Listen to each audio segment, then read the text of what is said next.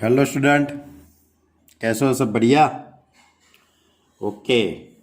तो last lecture के अंदर मैं chapter number 1 relation and function, उसमें हमने रिलेशन का टॉपिक देखा था। अभी भी उसमें थोड़े सम बाकी है, उसकी बात कर लेते। लास्ट लेक्चर के अंदर हमने एक्सरसाइज 1.1 के 12 तक के शायद मैंने क्वेश्चन देखे थे, बराबर। हाँ, 12 तक के क्वेश्चन हमने सॉल्व किए थे। ये 12 नंबर का था, बराबर। अब क्वेश्चन नंबर 13 की बात करता हूँ मैं। ये 1.1 का क्वेश्चन नंबर 13 है, 1.1 का question number 13।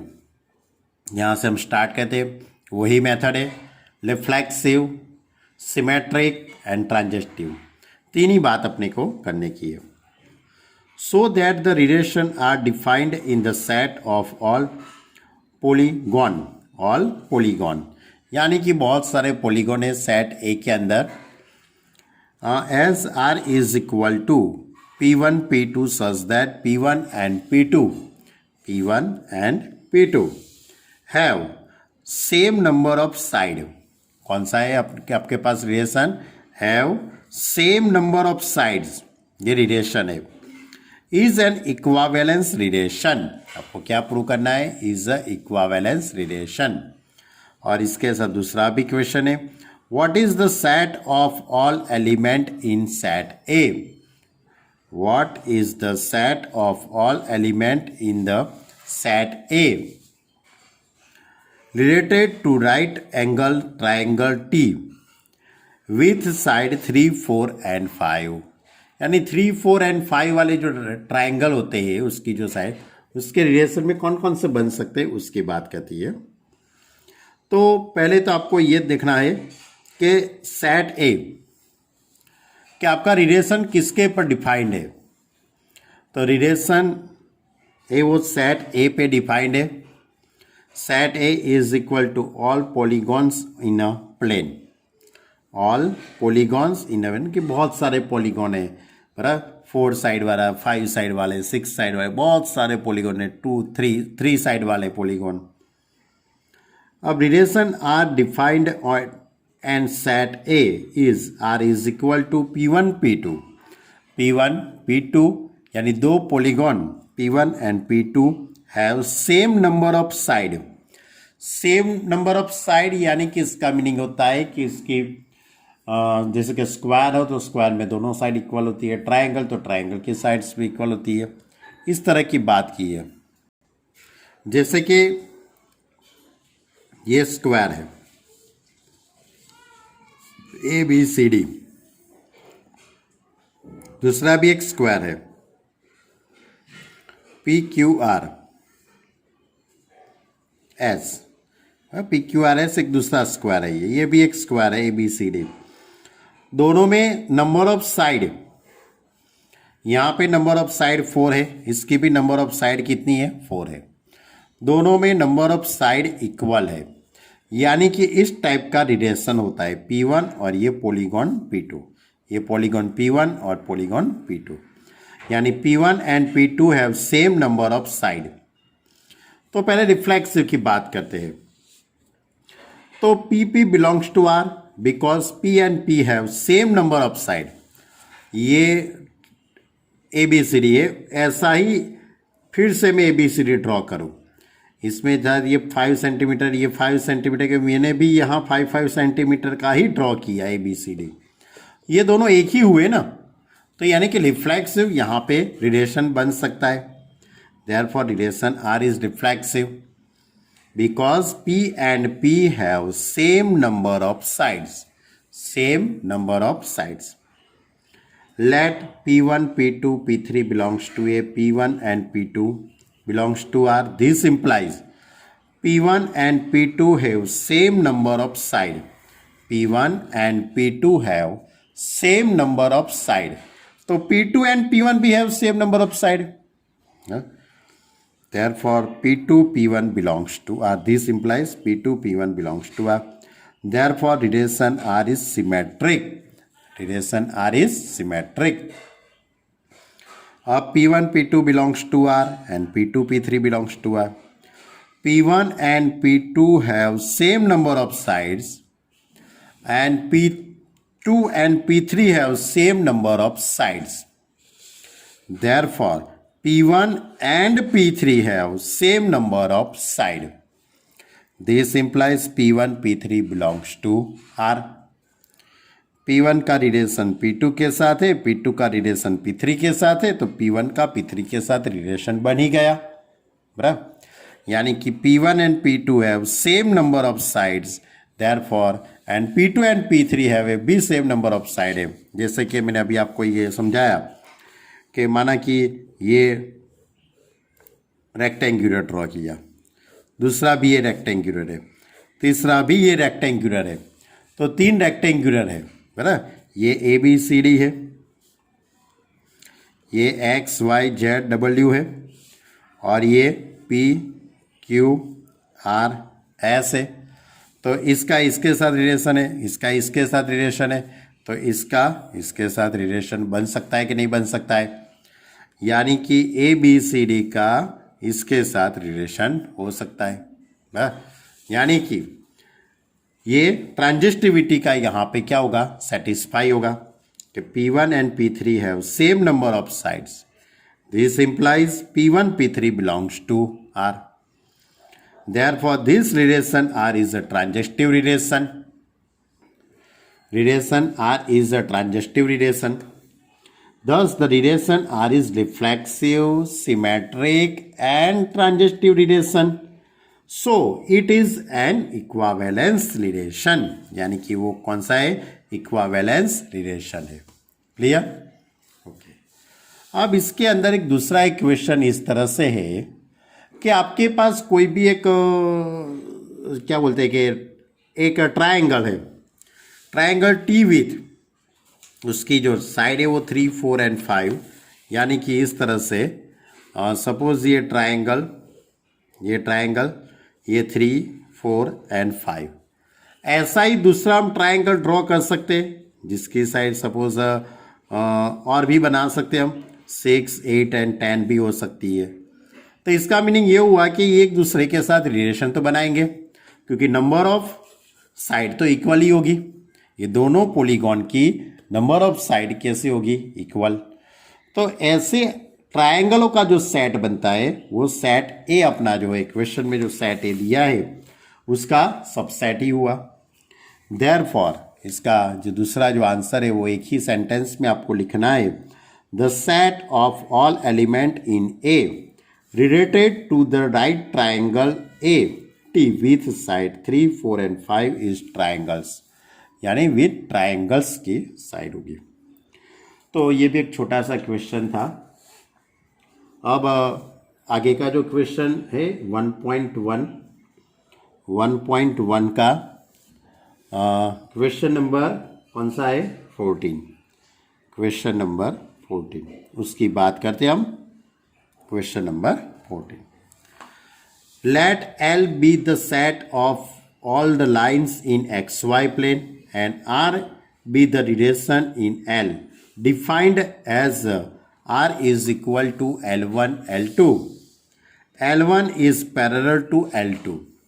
So that R is an equivalence relation and find the set of all lines related to the line Y is equal to 2x plus 4. यानी कि L के अंदर क्या है, बहुत सारी लाइन है. XY प्लेन की बहुत सारी लाइन्स है उसके अंदर. उसमें से आपको कौन सी लेने की है, जो पैरेलल है वही की बात करनी है. L1 is parallel to L2, L1 is parallel to L2, दोनों पैरेलल लाइन की बात करने की है. तो L यानी कि all the lines in XY plane, relation R defined on the set L, L1, L2 such that L1 is parallel to L2. तो L1, L2, L3 belongs to L के अंदर लेते हैं कोई भी 3 line. It is clear that L1 is parallel to L1. L1 है वो खुद L1 का पैरेलल तो होगा ही, इट इज़ ऑब्वियसली है. इसमें आपको कोई ऐसे प्रूफ देने की कोई ज़रूरत नहीं पड़ती है। जैसे कि मेरे पास ये लाइन L1 है, उसके पर ही मैं दूसरी लाइन ड्रॉ करता हूँ, तो L1 is parallel to L1, बराबर। तो it is a reflexive relation हुआ। अब L1 parallel to L2, L1 L2 के पैरेलल है, तो L2 वो भी L1 के पैरेलल तो हुआ ही ना। अब L1 is parallel to L2, तो L2 parallel L1, therefore L2 L1 belongs to R, therefore relation R is symmetric, relation R is symmetric relation। अब ट्रांजिस्टिविटी की बात करते हैं बच्चे लोग। तो ट्रांजिस्टिविटी में क्या होगा बच्चे लोग, तो L1 वो L2 से पैरेलल है, L2 L3 से पैरेलल है, तो L1 है वो L3 से पैरेलल होगा ही। L1 L2 से पैरेलल है, L2 L3 से पैरेलल है, तो L1 L3 से पैरेलल होने ही वाला है। It is obviously L1 parallel L2 and L2 parallel L3, तो L1 parallel L3। This implies L1 L3 belongs to R, therefore R is a transitive relation.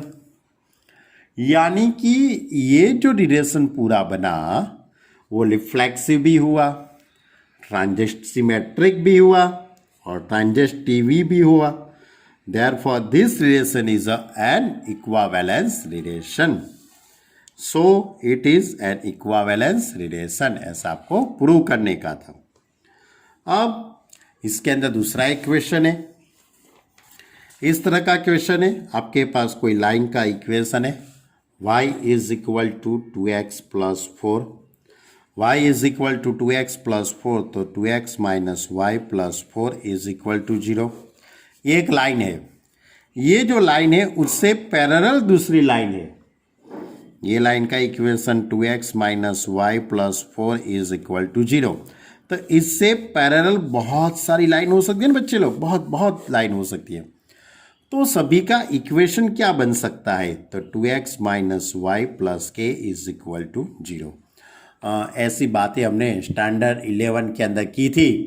Standard 11 के अंदर हमने ऐसी बातें की थी कि दो लाइन पैरेलल होती है तो उसका स्लोप इक्वल होता है, x और y के कोफिशिएंट भी इक्वल होते हैं। x और y के वाला जो टर्म होता है वो इक्वल होता है, सिर्फ कांस्टेंट टर्म चेंज होता है। और k की वैल्यू क्या होती है, k कोई भी रियल नंबर होता है, k बिलोंग्स टू r।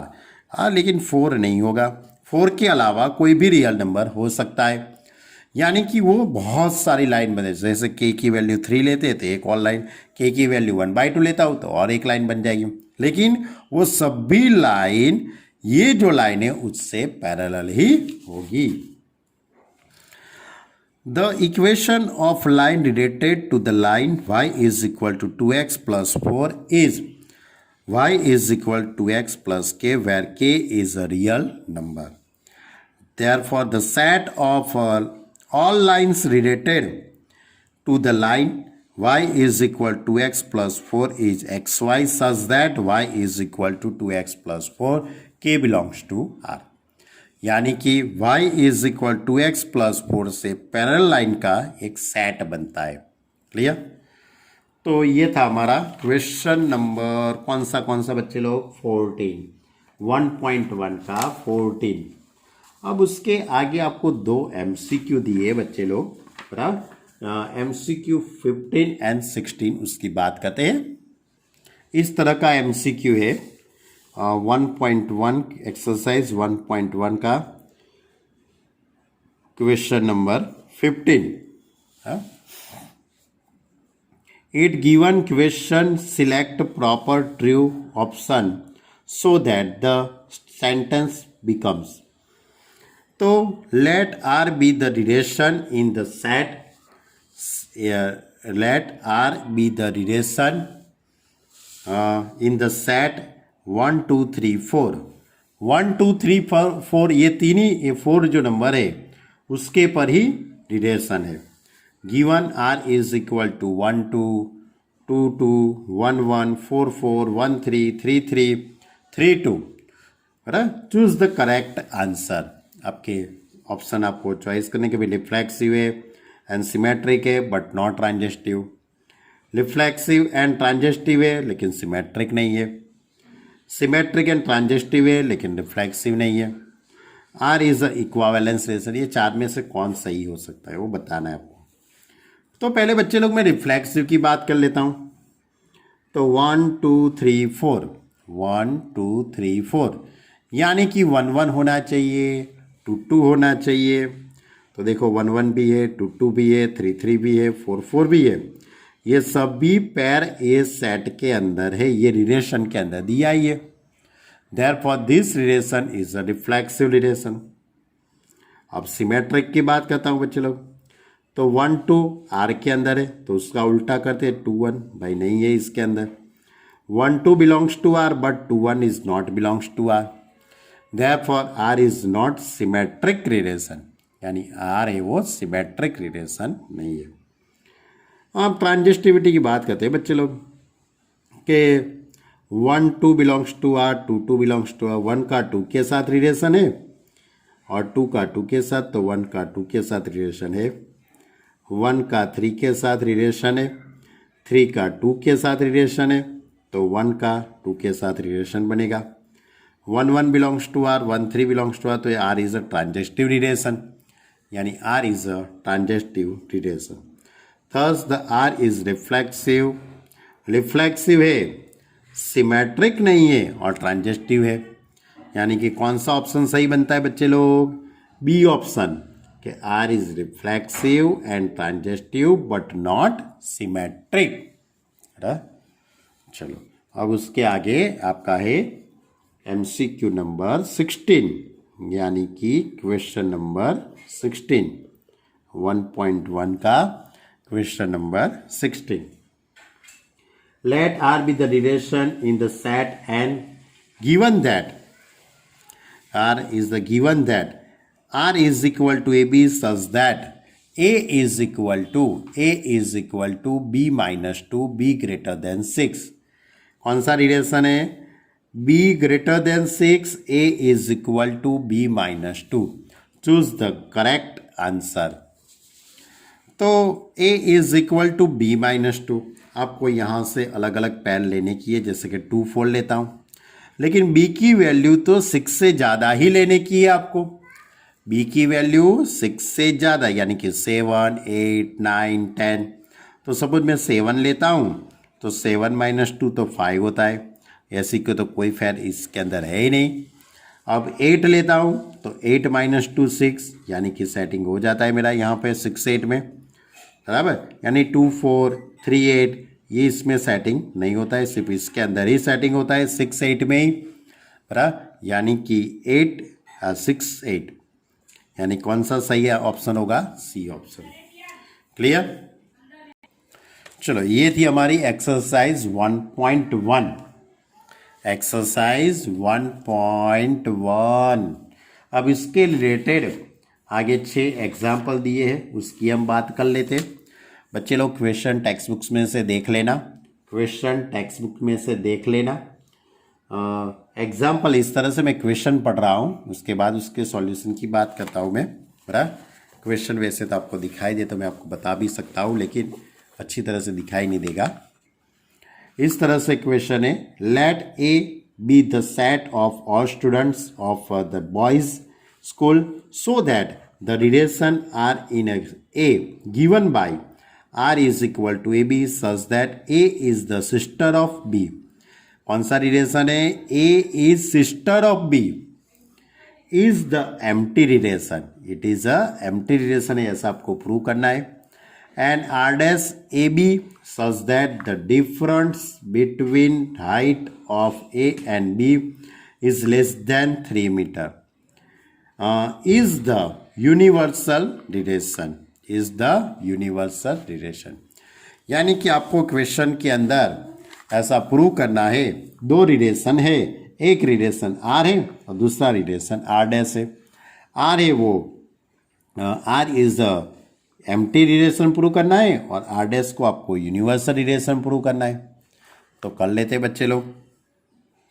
देखो set A is the set of all students of the boys school.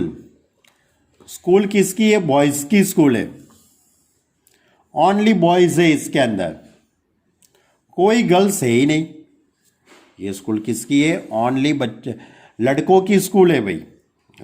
बहुत अच्छा रहता है बॉयज स्कूल। सब हनुमान जी, जय हनुमान। तो सोचो आपका जो रिलेशन है, ए इज द, कौन सा रिलेशन है? A is the sister of B. इसमें कोई लड़की तो होगी ही नहीं, कोई लड़की नहीं होगी तो बहन किसकी हो जाएगी भैया? तो no student of the school can be sister of any student of the school. कोई स्टूडेंट एक दूसरे की बहन नहीं होगी, बराबर। Therefore this relation is empty relation होगा, r is equal to 5, r is a empty relation। दूसरा रिलेशन है कि इट इज ऑब्वियसली, ये स्कूल के अंदर सब सारे लड़के ही है, it is obviously that the difference between height of any two student, कोई भी दो स्टूडेंटों के बीच की जो हाइट है उसका डिफरेंस वो लेस देन 3 मीटर तो होगा ही, of the school has to be a less than 3 metre. Therefore relation R dash is equal to A cross A। Therefore relation R dash is a universal set, universal relation, sorry, it is a universal relation। तो एक छोटा सा ये question था। उसके बाद question यानी कि एग्जाम्पल नंबर 2, एग्जाम्पल नंबर 2 इस तरह से बच्चे लोग, example 2, set T, let T be the set of all triangle in the plane with R, a relation in T given by R is equal to T1 T2 such that T1 is congruent to T2। यानी कि ये दो जो triangle है वो congruent triangle है, इस type का रिलेशन है। तो so that R is an equivalence relation, यानी कि आपको R को इक्वावेलेंस रिलेशन प्रूव करना है। इस तरह से T is the set of all triangle in plane, आपका जो रिलेशन R है वो T1 T2 such that T1 is congruent to T2। Any triangle T, कोई भी ट्राइंगल है वो सेट T के अंदर से लेते हैं तो T इज कॉन्ग्रुएंट, यानी खुद का तो कॉन्ग्रुएंट होगा ही। कॉन्ग्रुएंट का मालूम तो है ना मीनिंग उसका, दो ट्राइंगल, ये दोनों ट्राइंगल कॉन्ग्रुएंट ट्राइंगल नहीं है, ये सिमिलरली हुए। कॉन्ग्रुएंट के अंदर क्या होता है? इस तरह से, यानी कि ये साइड 4 सेंटीमीटर तो ये भी 4 सेंटीमीटर की होनी चाहिए, ये 5 सेंटीमीटर तो ये भी 5 सेंटीमीटर, ये 7 सेंटीमीटर तो ये भी 7 सेंटीमीटर का हो सकता है। ये माना कि ये सपोज 30 डिग्री का है तो ये भी 30 डिग्री का एंगल बनना चाहिए। सपोज ये 70 डिग्री का है तो ये भी 70 डिग्री का होना चाहिए। ये 80 डिग्री का हो तो ये 80 डिग्री का हो सकता है, वाह। यानी कि ये दोनों triangle A B C and triangle P Q R, दोनों ट्राइंगल कॉन्ग्रुएंट ट्राइंगल है। दोनों की साइड की जो लेंथ होती है वो भी इक्वल होनी चाहिए और एंगल जो होते हैं वो भी कॉन्ग्रुएंट होने चाहिए, यानी कि इक्वल होना चाहिए, तब ये दोनों ट्राइंगल कॉन्ग्रुएंट ट्राइंगल है, ऐसा कर सकते हैं। तो T1 T वो खुद का ही तो कॉन्ग्रुएंट होगा ही, therefore TT belongs to R, therefore R is a reflexive relation. Congruent के लिए रिफ्लेक्सिव रिलेशन तो हो ही सकता है।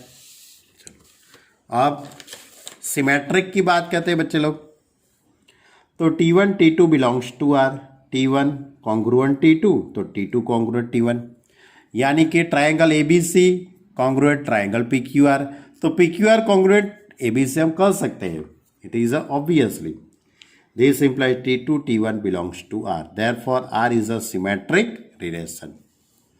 अब ट्रांजिस्टिविटी की बात करते हैं, तो T1 T2 belongs to R, this implies T1 congruent T2, और T2 T3 belongs to are, T2 congruent T3। तो T1 T2 and T3 are congruent triangles हुए। तो T1 कॉन्ग्रुएंट T3 हम कह सकते हैं, इसके ऊपर से हम क्या कह सकते हैं, T1 कॉन्ग्रुएंट T3, ऐसा हम कह सकते हैं। This implies T1 T3 belongs to R. Therefore this relation R is a transitive relation, यानी कि ये रिलेशन रिफ्लेक्सिव भी हो गया, सिमेट्रिक भी हो गया एंड ट्रांजिस्टिव भी हो गया। Therefore this relation is a equivalence relation. Okay, ऐसी बातें हमने वैसे तो एक्सरसाइज में की है, एक्सरसाइज के ही जैसे समय, लेकिन मैंने सोचा कि बच्चों को चला लो भाई, बच्चों को निराश क्यों करने का। चलो अब एग्जाम्पल नंबर 3। एग्जाम्पल नंबर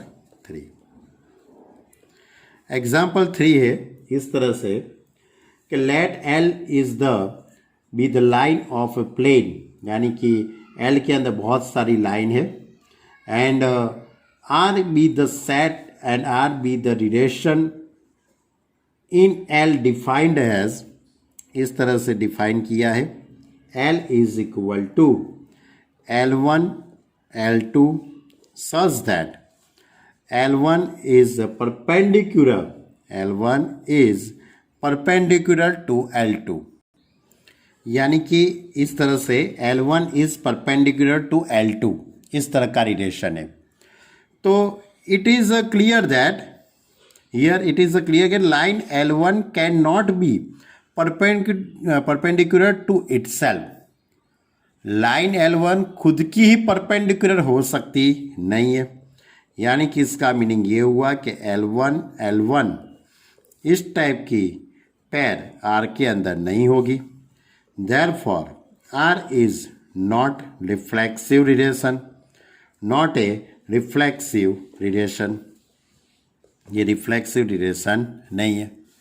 अब सिमेट्रिक की बात करते हैं बच्चे लोग हम। तो suppose L1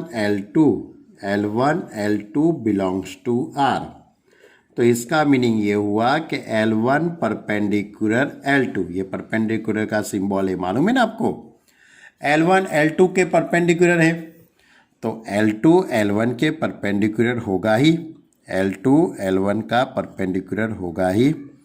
this implies L2 L1 belongs to R. Therefore R is a symmetric relation. अब ट्रांजिस्टिव की बात करते हैं, ट्रांजिस्टिव की बात करते हैं। Suppose L1 L2 belongs to R. This implies L1 parallel L2 and L2 L3 belongs to R. This implies L2 parallel L3.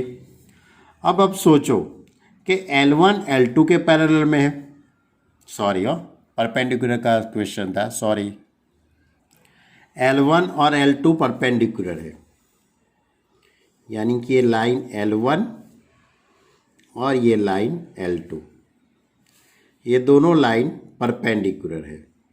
Clear? अब L2 एंड L3 ये दोनों परपेंडिकुलर है, तो L1 और L3 परपेंडिकुलर हुई। अब अच्छी तरह से सोचो, कभी नहीं होगी ना, L1 और L3 कभी भी परपेंडिकुलर नहीं होगी, बराबर। हाँ, वो पैरेलल बन सकती है लेकिन परपेंडिकुलर बन सकती नहीं है, बराबर। यानी कि इसके पर से हम कह सकते हैं कि L1 is perpendicular to L2, L2 is perpendicular L3, then L1 can be perpendicular to L3, in fact L1 is parallel to L3, यानी कि L1 and L3 is not a perpendicular, यानी कि L1 L3 not belongs to R, therefore R is not transitive relation. यानी कि आपको ये question के अंदर प्रूव करने का था, ये एग्जाम्पल के अंदर, सो that R is symmetric but neither reflexive nor transitive. चलो अब आगे का एग्जाम्पल लेते हैं, एग्जाम्पल नंबर 4। देखो एग्जाम्पल नंबर 4 इस तरह से है, so that the relation R in the set 1 2 3 given by R is equal to 1 1 2 2 3 3 1 2 2 3 is reflexive but neither symmetric nor transitive. यानी कि सिमेट्रिक भी नहीं है और ट्रांजिस्टिव भी नहीं है, सिर्फ क्या है, रिफ्लेक्सिव ही रिलेशन है। तो 1 1 2 2 3 3 और 1 2 और 2 3 इतनी पेयर दी है, और ये जो रिलेशन है वो कौन से सेट पे डिफाइंड है, 1 2 3 ये सेट पे डिफाइंड है।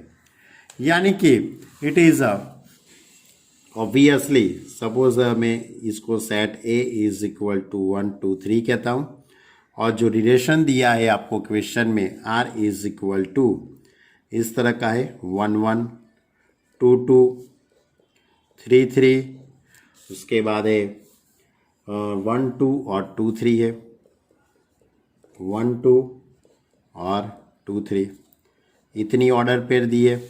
तो आप देख सकते हो कि 1 1 इसके अंदर है, 2 2 भी है, 3 3 भी है। यानी कि for every A belongs to A के लिए, फॉर एवरी कोई भी इसमें से आप एलिमेंट लेते हो तो सभी के लिए A is belongs to R. Therefore ये कंडीशन यहाँ पे सेटिस्फाई होती है, इसलिए R is a reflexive relation, R is reflexive relation. Clear? यानी कि पहले हमने प्रूव कर दिया रिफ्लेक्सिव है ऐसा। अब बच्चे लोग हम सिमेट्रिक की बात करते हैं, तो 1 2 है, उसका उल्टा 2 1 होना चाहिए, उसका उल्टा 2 1 इसके अंदर है नहीं है, तो 1 2 is belongs to R, but उसका उल्टा 2 1 is not belongs to R. Therefore R is not symmetric, R is not a symmetric relation, symmetric relation नहीं है। अब देखते हैं ट्रांजिस्टिविटी की बात करते हैं, तो 1 का रिलेशन 2 के साथ है, 2 का 3 के साथ है, 1 का रिलेशन 2 के साथ है एंड 2 का रिलेशन 3 के साथ है। ऐसा क्वेश्चन में ऑर्डर पेयर दी है, तो आप इसके पर से 1 का रिलेशन 3 के साथ, तो 1 3 इसके अंदर होना चाहिए बच्चे लोग, नहीं है, तो 1 3 is not belongs to R. Therefore R is not symmetric, अरे सॉरी नॉट अ ट्रांजिस्टिव, यानी ये ट्रांजिस्टिव रिलेशन नहीं है। तो एक छोटा सा ये क्वेश्चन था। अब आगे का एग्जाम्पल लेते हैं। Example number 5, so that the relation are in the set Z, किसके पर रिलेशन है, सेट Z, इंटीजर, है, तो Z of the integer given by R is equal to A B such that B divides A minus B is an equivalence relation. यानी कि आपको ये जो रिलेशन है वो इक्वावेलेंस रिलेशन है, वो ऐसा आपको प्रूव करना है। तो बच्चे लोग पहले तो मैं रिफ्लेक्सिव की बात करता हूँ कि देखते हैं कि रिफ्लेक्सिव होता है कि नहीं होता है। तो आप कोई भी दो नंबर लेंगे, उसका आप सब्ट्रैक्शन करेंगे तो 0 ही आने वाला है। यानी कि दो इक्वल नंबर लेते हैं, जैसे कि 2 2 3 3 5 5, तो इन सभी का आप सब्ट्रैक्शन करो तो 0 ही आने वाला है। तो for every integer belongs to Z, this implies A minus A is equal to 0, और A minus A is equal to 0 and 0 is A divide, and 0 is divisible by 2, या तो डिवाइड्स भी कह सकते हो, ऐसा भी आप लिख सकते हो। यानी कि 2 is divides A minus A is equal to 0। Therefore ये रिलेशन रिफ्लेक्सिव रिलेशन है। इसके पर से हम कह सकते हैं this implies A belongs to R, this implies R is a reflexive relation, R is a reflexive relation.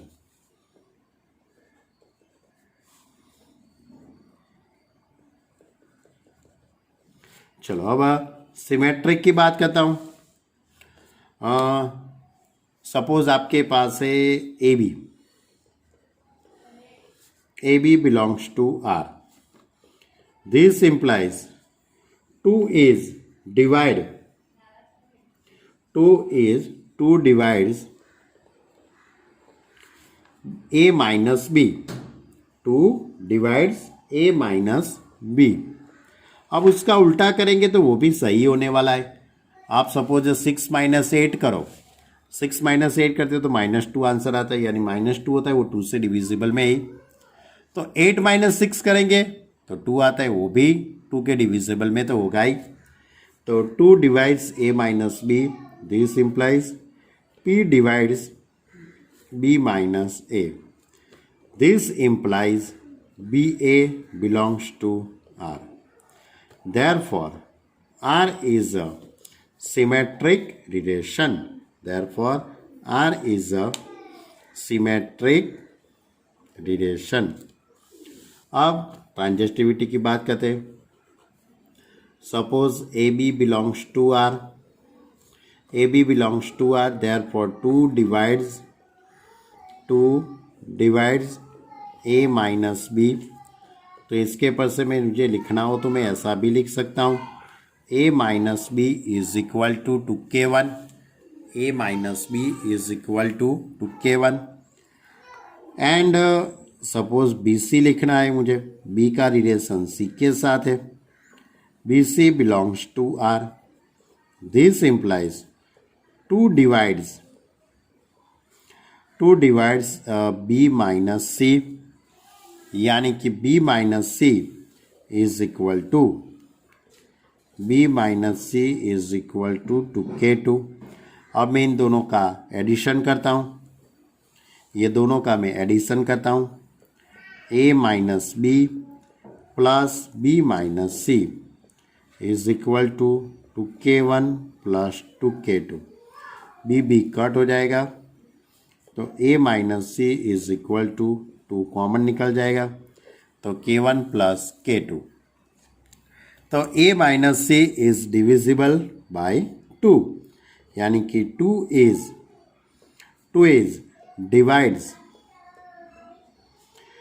divides a minus c. This implies AC belongs to R. Therefore, R is a transitive relation. यानी कि relation are है वो reflexive भी हुआ, symmetric भी हुआ। R is a reflexive relation है, symmetric भी हो गया, सिमेट्रिक रिलेशन एंड ट्रांजिस्टिव। तीनों की कंडीशन यहाँ पे सेटिस्फाई होती है। Therefore R is a equivalence relation, यानी कि आपको यही प्रूव करने का था कि ये रिलेशन इक्विवेलेंस रिलेशन है। ओके, तो ये रिलेशन इक्विवेलेंस रिलेशन हुआ।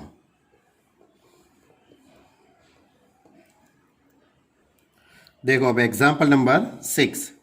Late R be the relation defined in the set A is equal to 1 2 3 4 5 6 7। Set A के अंदर 1 से 7 तक के पॉजिटिव इंटीजर है, by R is equal to A B such that both A and b are either odd और even. A and b are either odd और even, ऐसा relation है, ध्यान रखना। So that R is an equivalence relation. आपको equivalence relation prove करना है। Further, so that all the element of the subset 1 3 5 7 are related to each other, and all the element of subset 2 4 6 are related to each other, but no element of the set 1 3 5 7 is related to any element of the subset 2 4 6। यानी कि इसके अंदर 2-3 बातें हैं। सबसे पहली जो बात है, वो आपको बताऊं कि सेट ए के अंदर 1 से 7 तक के एलिमेंट है। 1 से 7 तक के एलिमेंट में R is equal to A B such that both A and b are either odd और इवन, ऑड और इवन, ये रिलेशन है। यानी कि यहाँ पे जो पेयर बनेगी वो दोनों नंबर ऑड हो सकते हैं और दोनों नंबर इवन हो सकते हैं, बराबर, ऐसा रिलेशन है। यानी कि इस तरह से होगा कि आपके पास a is equal to 1 2 3 4 5 7, r is equal to A B such that both a and b are either odd और इवन 1 1। यानी कि आपको दो एलिमेंट लिखने हैं। ये जो पेयर बनती है उसके अंदर दोनों एलिमेंट a और b, दोनों एलिमेंट इवन हो सकते हैं या तो ऑड हो सकते हैं। सब मैं 1 से स्टार्ट करता हूँ। तो 1 इज अ ऑड नंबर है। जो भाई 1 ऑड नंबर है तो मुझे इसके साथ सभी ऑड नंबर ही लिखने पड़ेंगे। तो 1 का 1 के साथ रिलेशन बनता है, 1 का 3 के साथ, 1 5 1 7। क्योंकि ये मैंने ऑड नंबर चॉइस किया है तो उसके साथ सभी ऑड नंबर ही मुझे लेने पड़ेंगे। अब 2 की बात करता हूँ। 2 इज इवन नंबर है, तो 2 इवन नंबर है तो मुझे इसके साथ इवन नंबर ही लेने पड़ेंगे। तो 2 2 2 4 2 6। इसके बाद 3 की बात करते हैं। 3 इज ऑड, तो 3 1 3 3 3 5 3 7 ऐसे आएंगे। सपोज 4 की बात करता हूँ तो 4 इज इवन नंबर है, तो 4 2 आएगा, 4 2 आएगा, 4 4 आएगा, 4 6 आएगा। उसके बाद 5 की बात करता हूँ तो 5 1 5 3 5 5 5 7। 6 की बात करता हूँ उसके बाद 7। यानी कि इस तरह से आपको ये जो पूरा सेट है आर या रिलेशन जो आर है वो सेट बिल्डर फॉर्म में से यानी प्रॉपर्टीज फॉर्म में से आप लिस्टिंग मेथड में इस तरह से बना सकते हो। लेकिन अपने को तो भाई देखना है कि ये रिफ्लेक्सिव रिलेशन है कि नहीं है, सिमेट्रिक है कि नहीं है, ट्रांजिस्टिव है कि नहीं है, वो देखना है अपने को। तो आप देख सकते हो कि इसमें 1 1 है, 2 2 3 3 4 4 भी आएगा, 5 5 भी आएगा, 6 6 भी आएगा, 7 7 भी आएगा। यानी कि all A belongs to A, this implies A belongs to R. यानी कि दोनों इक्वली हो गए, 1 1 2 2 3 3 4 4 5 5 6 6 7 7। Therefore R is a reflexive relation. अब suppose A B belongs to R, तो both A and B must be either odd और even. Both A and B must be either odd और even. तो both B and A must be either odd और even. Okay, यानी A and B ये दोनों, suppose ये 1 3 इसके अंदर है तो उसका उल्टा 3 1 भी इसके अंदर होगा ही। ये 1 5 है तो उसका उल्टा 5 1 भी इसके अंदर होगा ही। यानी कि ये जो रिलेशन है वो सिमेट्रिक बन सकता है। यानी कि A B belongs to R, this implies B A belongs to R. Therefore, R is symmetric relation. अब मैं ट्रांजिस्टिविटी की बात करता हूँ बच्चे लोग। तो ट्रांजिस्टिव की बात करूँ तो suppose A B belongs to R, both A and B must be either odd और इवन। तो इसके पर से मैं ऐसा भी कह सकता हूँ कि B C belongs to R, both B and C must be either odd और even. Therefore, all elements A, B, C, all elements A, B, C are either odd or even. Either odd होंगे या तो even होंगे। तो A and C both must be either odd or even। बराबर बन सकता है ना बच्चे लोग। देखो ये 1 का रिलेशन 3 के साथ है, 3 का रिलेशन 3 के साथ है, तो 1 का 3 के साथ रिलेशन बनता ही है, बराबर। यानी ट्रांजिस्टिविटी का भी यहाँ पे सेटिस्फाई होता है। यानी कि ये जो रिलेशन है वो रिफ्लेक्सिव भी हुआ, सिमेट्रिक भी हुआ और ट्रांजिस्टिव भी हुआ। यानी कि आर इज इक्विवेलेंस रिलेशन। अब इसके अंदर ये हमारा एक पार्ट पूरा हुआ। अब दूसरा जो पार्ट है उसके अंदर पूछा है कि 1 3 5 7 1 3 5 7 ये सेट ए के सबसेट है। ये जो सेट ए है ना उसके क्या है, ये सबसेट है। ये जो set A is equal to 1 2 3 4 5 6 7 इसके सबसेट 1 2 1 3 5 7 है और दूसरा है 2 4 6। तो ये 1 3 5 7 में से मैं कोई भी पेयर बनाऊं, 1 1 3 3 5 5 7 7 1 7 3 5 5 3 7 1, कुछ भी मैं पेयर बनाऊंगा तो वो सब भी पेयर रिलेशन जो अपना है क्वेश्चन में, जो ये जो रिलेशन है उसको सेटिस्फाई करेगा, क्योंकि दोनों इवन ही बनेंगे। दोनों नंबर कौन से होंगे? इवन ही होंगे।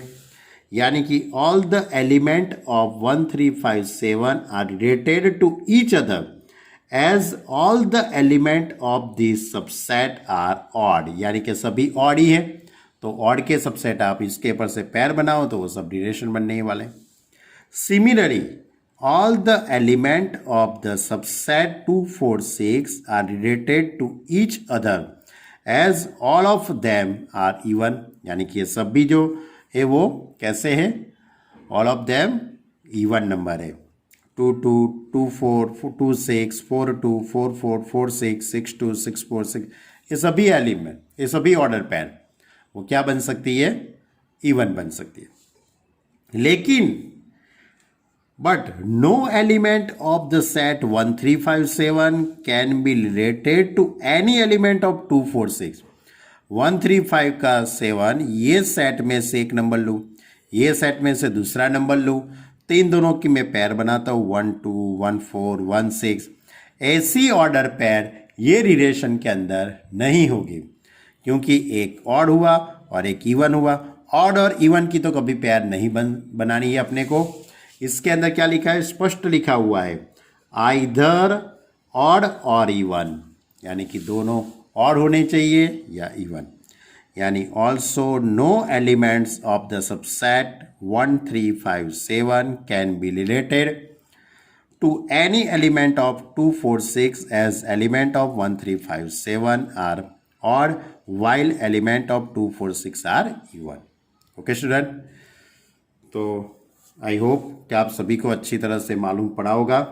ये हमारा चैप्टर का पहला जो पार्ट था, हमारा जो चैप्टर रिलेशन एंड फंक्शन, उसका जो ये पहला पार्ट था, रिलेशन के बारे में हमने समझा। बराबर 3 टाइप के रिलेशन है और इसके ऊपर से आपको सभी का वेरीफाई करके बताना है और कुछ नहीं है। ओके स्टूडेंट, तो यहाँ अपनी हम बात ख़त्म करते हैं। एक्सरसाइज 1.1 ख़त्म कर दी और एग्जाम्पल 1 to 6 तक की बात हमने ख़त्म कर। अब नेक्स्ट लेक्चर के अंदर what is the function and type of function, function किसको कहते हैं और फंक्शन के टाइप ऑफ फंक्शन क्या है उसके बारे में हम समझेंगे। ये बात अच्छी तरह से, ये सब भी PDF अच्छी तरह से लिख देना। PDF अच्छी तरह से लिख के उसको पढ़ना अच्छी तरह से, तब मालूम पड़ेगा, और वीडियो भी देखते रहना तब मालूम पड़ेगा। बराबर? Okay student, bye.